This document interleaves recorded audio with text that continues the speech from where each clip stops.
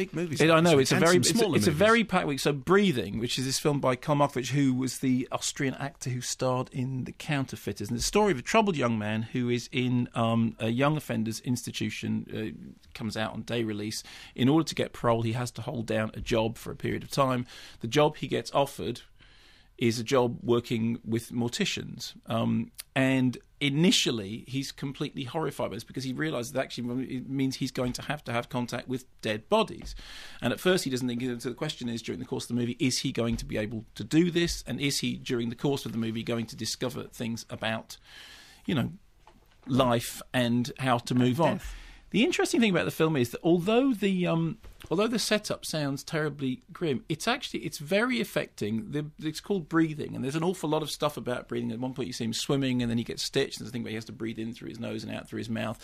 A little later on, he's told when they're going into a particularly difficult situation, you might want to breathe through your mouth, not through your nose. Of course, all the people that he's dealing with when being confronted with the absence of death is the non-breathingness of it. And the film does a lot of looking at the rituals of death, of people going into rooms and dressing bodies in a way that makes them acceptable for the relatives. And it's about looking at things and not looking at them. It's about, and obviously the kid has in his past the spectre of death in strange ways, all of which are played out during his often silent response to the situation of being around dead bodies. And it's a very, very interesting film because what it manages to do is to touch gently on a number of, fairly deep, fairly profound issues, but to do it in a way that never feels forced. I mean, it's interesting. On the poster, there's a comparison to Fish Tank, the Andrew Arnold, which I think has a much colder,